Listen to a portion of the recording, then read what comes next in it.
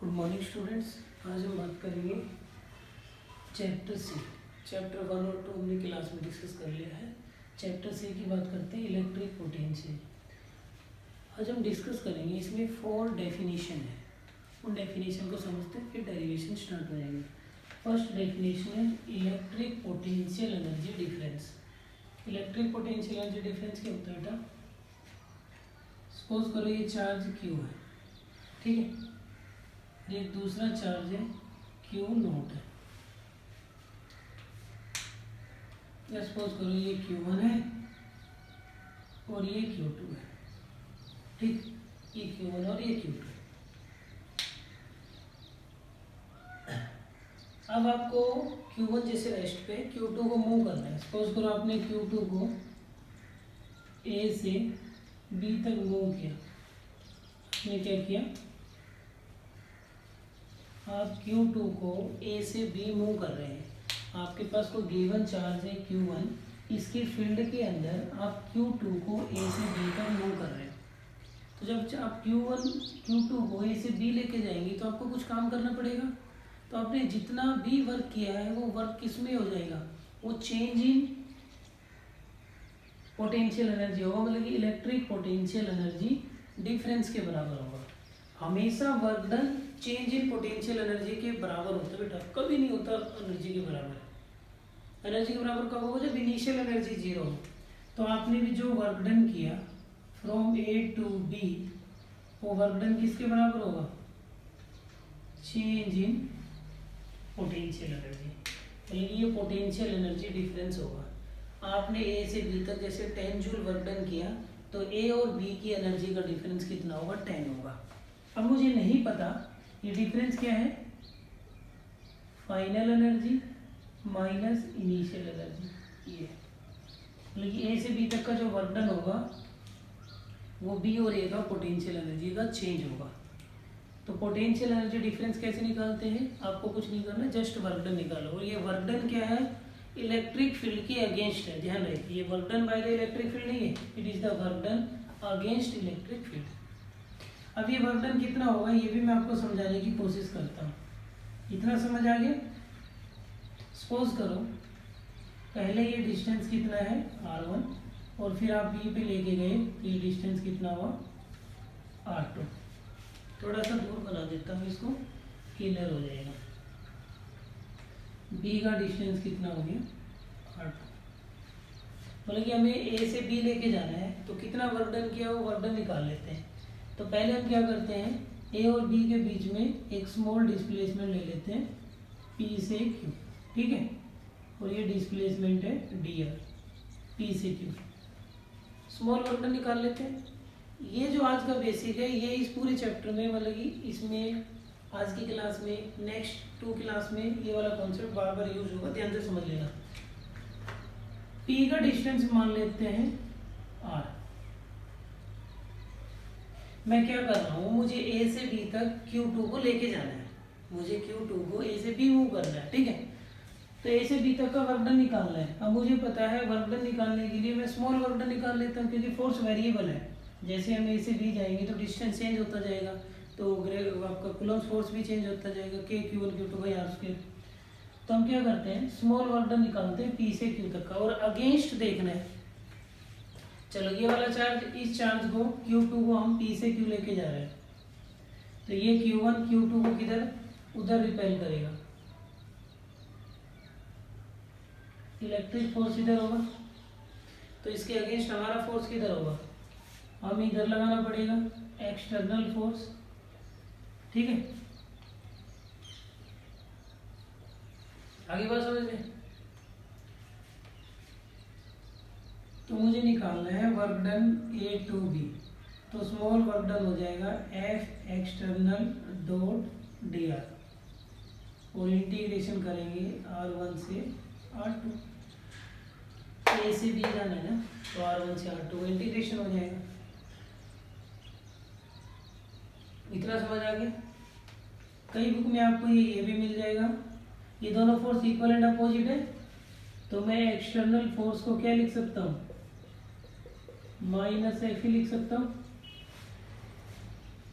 तो ये हो जाएगा minus F E dot D R, R1 से R2। ठीक है, तो ये वर्क डन का फॉर्मूला आ जाएगा। ऐसे भी लिख सकते हो, ऐसे भी लिख सकते हो। इसको आप फर्दर भी सोल्व कर सकते हो। सोल्व कर लो, किसी से भी कर लो। ई और डी आर देख लो, ई इधर है, डी आर भी इधर है, 0 डिग्री का एंगल हो जाएगा। तो आ जाएगा F E D R cos 0, cos 0 1 हो जाएगा। तो माइनस R1 से R2 F E D R cos 0 1 हो जाएगा। इलेक्ट्रिक फोर्स कितना होगा, कितना वैल्यू होगा बेटा? इलेक्ट्रिक फोर्स का वैल्यू बताओ। अब देखो, एक समझ लो, बाकी सारे समझ में आ जाएंगे। डायग्राम आपने बना लिया है, कोई दिक्कत है नहीं। तो ए से बी का जो वर्क डन आएगा वो माइनस R1 से R2 होगा। देखो ये Q1 है और ये Q2 है, इन दोनों में डिस्टेंस कितना है, R है। तो इलेक्ट्रिक फोर्स कितना होगा, K Q1 Q2 by R² into D R. याद करो, ऐसा इंटीग्रेशन आपने किया था ना ग्रेविटेशन में, ग्रेविटेशनल पोटेंशियल एनर्जी निकाला था, सेम वैसे ही डेरिवेशन है। क्या होगा इसमें, minus K Q1 Q2 common आ जाएगा, R1 से R2 ये ऊपर चला जाएगा। इंटीग्रेशन कैसे होगा बोलो, माइनस K Q1 Q2 एक पावर ऐड करेंगे तो -1 हो जाएगा, -1 अपोन में आ जाएगा। और लिमिट कहाँ से, R1 से R2 आ जाएगा। ये माइनस इधर आके प्लस हो जाएगा,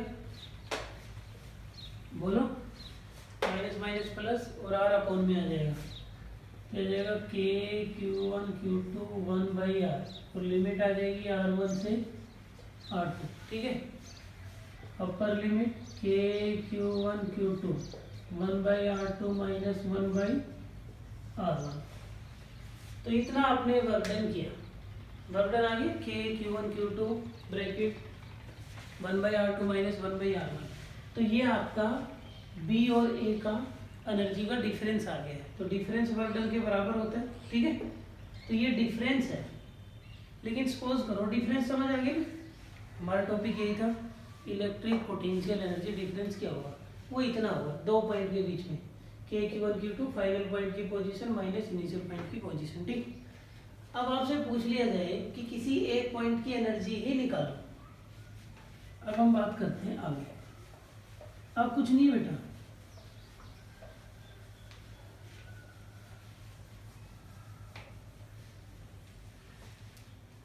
बाकी मैं नोट्स की फोटो भेज दूंगा, उसमें आप नोट्स कॉपी कर लेना, समझा रहा हूं मैं यहाँ पे।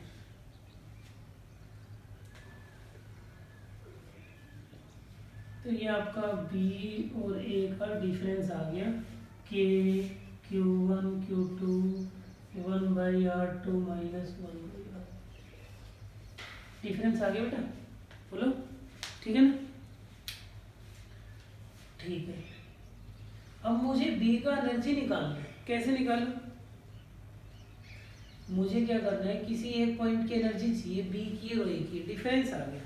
तो किसी एक पॉइंट की एनर्जी चाहिए तो आपको या तो A का एनर्जी नोन हो या B का। सपोज B का एनर्जी निकालना है, A का पता नहीं है, तो हम क्या करते हैं, इनिशियल पॉइंट जो A था उसको इन्फिनिटी ले लेते हैं, क्योंकि इन्फिनिटी पे एनर्जी 0 हो जाएगा। क्यों, क्योंकि इन्फिनिटी के ऊपर Q1 Q2 को कोई फोर्स ऑफ अट्रैक्शन या रिपल्सन प्रोवाइड नहीं करेगा, वहाँ उसका इफेक्ट 0 हो जाएगा। इफ R1 इज इन्फिनिटी, और सपोज करो R2 को ले लेते हैं R1 इन्फिनिटी लेंगे तो A का एनर्जी तो हो जाएगा 0, और सपोज करो B का एनर्जी मान लेते हैं U हो जाएगा। तो यहाँ पुट करेंगे तो ये 0 हो जाएगा, ये हो जाएगा K Q1 Q2, ये हो जाएगा R2R, R1 हो जाएगा इन्फिनिटी। तो ये कितना आ गया, K Q1 Q2/R। तो U आ गया। B का एनर्जी कितना होगा, K Q1 Q2/R। कहने का मतलब ये है, एक चार्ज है Q1 और एक चार्ज है Q2, फाइनली R1 तो हो गया इन्फिनिटी और R2 हो गया आपका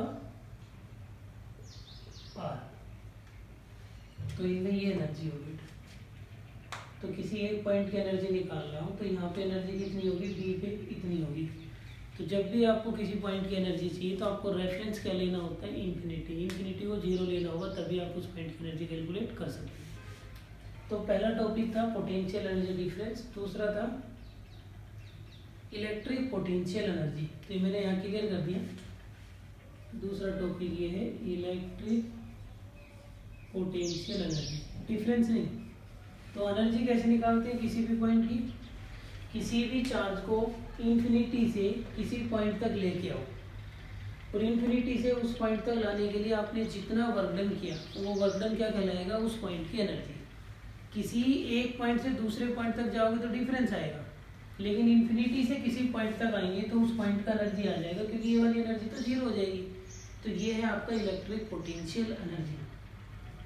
समझिए, 2 डेफिनेशन होगी। फिर ऐसे आता है इलेक्ट्रिक पोटेंशियल डिफरेंस। अब एनर्जी और पोटेंशियल में क्या डिफरेंस है, बस पोटेंशियल का नाम आते ही Q2 जो चार्ज मूव कर रहे थे उसका वैल्यू कितना हो जाएगा, 1 कूलम। Q2 को 1 पुट कर देंगे। तो 2 डेफिनेशन तो ये होगी आपकी डिफरेंस और एनर्जी।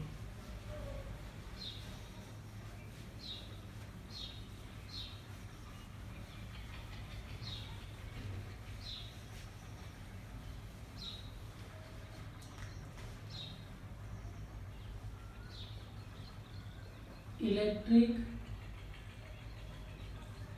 Potential difference.